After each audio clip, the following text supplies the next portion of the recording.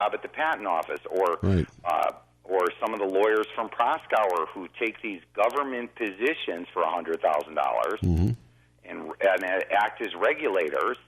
Now, why would you leave these multi-million-dollar cushy jobs to take government service at $120,000 maybe? Well, it gives you gives you power. No, it allows you to close your eyes to your law firm's dirty dealings. Yeah. And therefore they can run these crimes and create bad mortgages, and who did all the paperwork for the mortgages, who did the synthetic CDOs, who did every single, the lawyers here who can act as judges, regulators, prosecutors, have been given too much power, too much trust, and wherever they see they can run a crime, they get all around the agency they're going to rob. They disable the enforcement, as we're seeing here by this judge, and boom, you're running your crime and you're above the law. Nobody's going to stop you because everybody's in on it. Right. Regulator, the judge. They actually have started using the courts and legal system as the cover for their crimes. Right. And that's the racketeering at the highest level. Exactly. Yeah. And the thing about it is there's money, there's probably tons of money that are changing hands, trillions, but they're very clever and they're able to do it in ways that nobody can easily find. I mean, this isn't clever. This is thuggery. Well, I understand that the thuggery has to do with what they're doing, but the money that's changing hands is you can't see it. I mean. Oh, right, because it's covered in all kinds of legal schemes. Yeah, exactly. So it goes out in bankruptcies where the bankruptcy court's corrupt. Right, and the bankruptcy lawyers make a fees.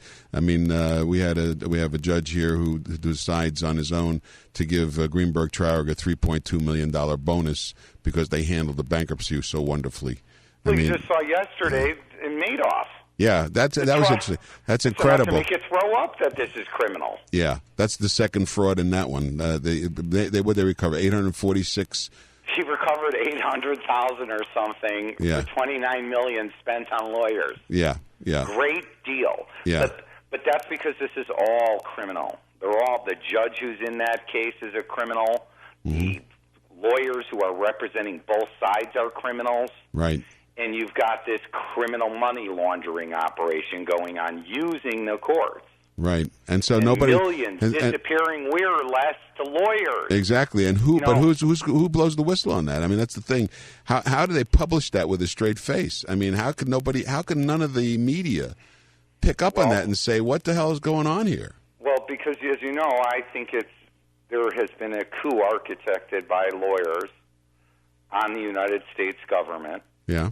I think they've taken over the three branches of government. That's evidenced by the politicization of the Justice Department, the presidential elections, which were first decided by the Supreme Court in a 5-4, usurping our, democracy, basically. And then Bush, v. Kerry was, two skull and bone members. And so we've been living in a government that has been seized by a tyrannous coup. And these lawyers, when they seized power, knew that you do not go for a coup without establishing the press is not free anymore. You need Pravda in. What do we have? Pravda. We're bombarded daily with nonsense and garbage and hate-mongering by the press because they're part of the coup. They don't want to see anything shut down. They're part of the conspiracy. Now, our government in Article 2 and 3 of the Constitution talk about what happens when our leaders corrupt. We impeach them and we try them for treason, sedition, high crimes, and misdemeanors. And until the people start demanding that and say, hey, wait, you took us to wars and committed war crimes, you need to be tried. Where's the Justice Department? Oh, they're not here. Throw them out. And we start throwing the bastards out, or the rascals, whatever you want to call them. This country cannot heal because we must knock out the coup. Otherwise, look at your elections right now. You're forced between which criminal to pick, which person with bad policies you want over the other guy. There's no platforms they're running on. They don't tell you how they're going to make the country better. They tell you about the other guy being a pig or a criminal, and then he comes back, and that's all you're brainwashed with. You don't know what they're going to vote, and then they never vote for what they said they were going to vote. And you said who's going to hold them accountable?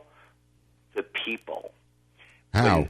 Well, how? My first call, if I had that power, would be to contact the military, ask them if they are convinced that the government has committed war crimes and people within the government, and if so, arrest those people. And that means everybody in Congress who voted to go to war based on false information. Now, I'd give you a break if you stop there and you didn't know about the false information, but today they all know we're in two countries based on false information. We're in the wrong countries, in illegal occupations of other countries. You're all guilty of war crimes if you're voting for war reparations when there's been no formal declaration of war against anybody, meaning we've invaded countries and used congressional monies to go fund a war when we haven't declared war. That's called sedition. That crime is punishable by death. Mm-hmm.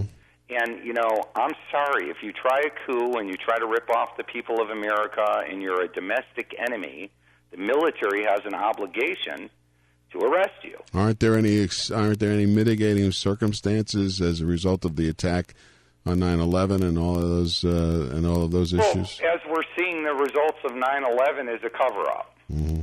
That, in fact, Mike Gravel is calling right now in California a lawsuit for the investigation of what happened on 9/11, because now the commission's report has been totally rebuffed, and people have come out and said they were, intimidated to change their testimonies, and you got firemen who are, who told the truth about implosions inside the building that brought it down, but that the airplanes didn't bring it down. There's 3 buildings. Most Americans have no idea of that fell that day. And they still don't know that, meaning it was completely left out of the 9/11 Commission report. So what we really need to do is start with the military saying, when did this coup start on our country? And that would be the Bush v. Gore election, where the Supreme Court voted in a decider. And they usurped our vote, and they didn't do the recount here in Florida. Labarga was a big part of that conspiracy to commit treason on the United States.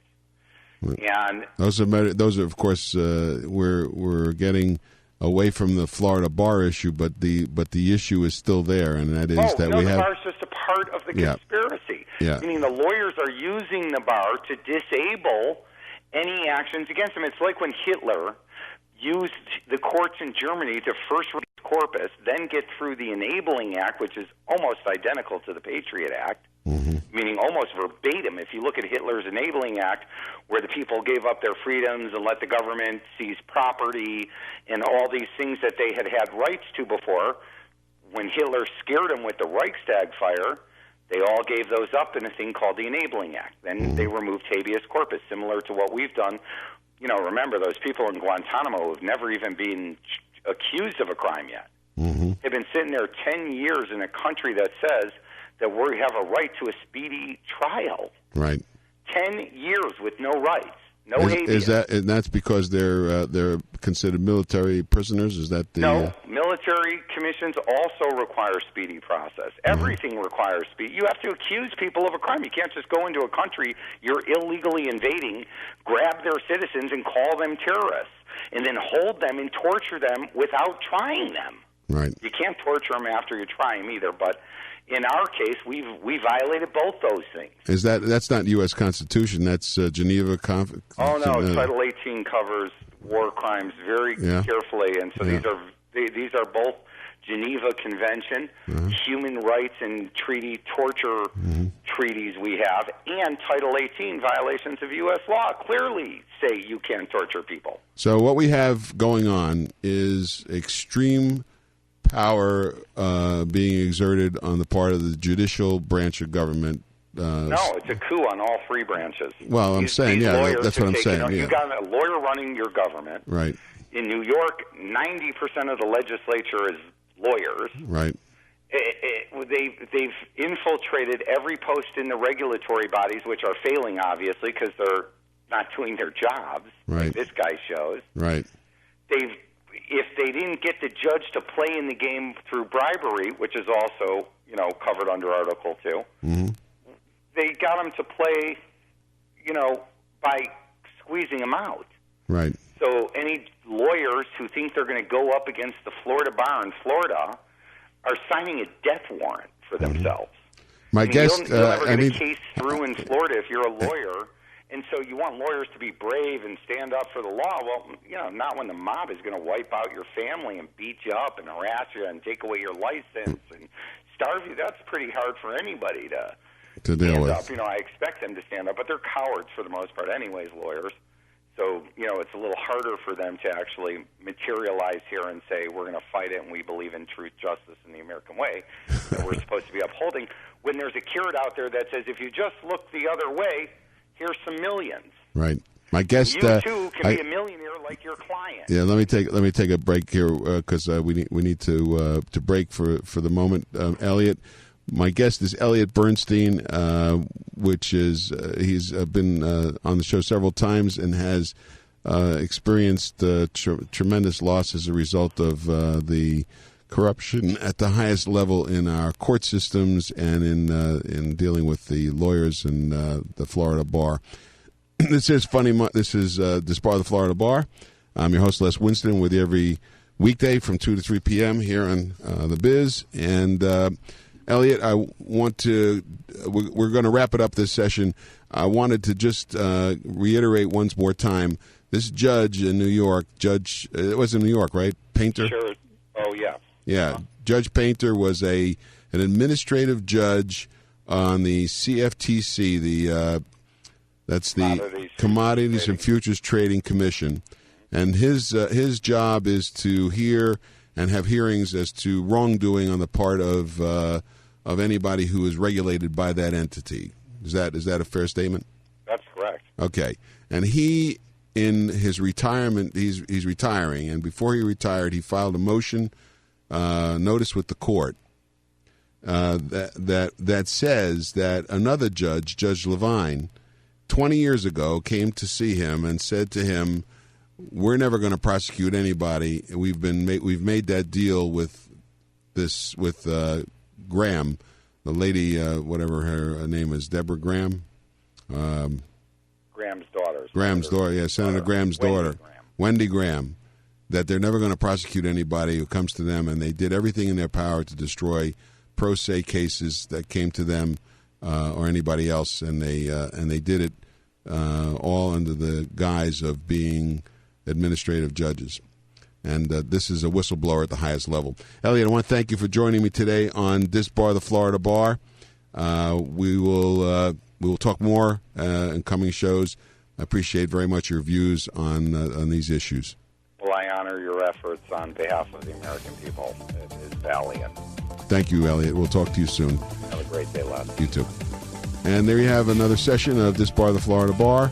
We'll be with you again, same time, same station tomorrow. Tune in at 2 o'clock right here on The Biz.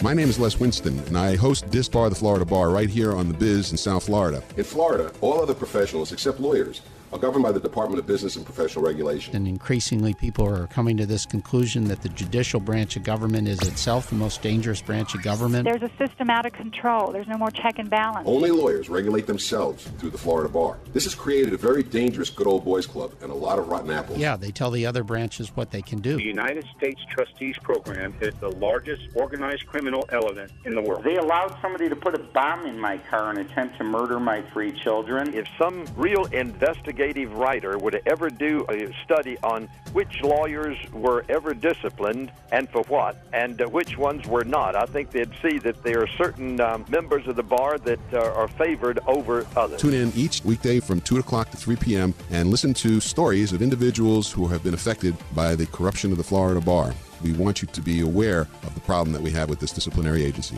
Join us every weekday, 2 p.m. to 3 p.m. right here on The Biz.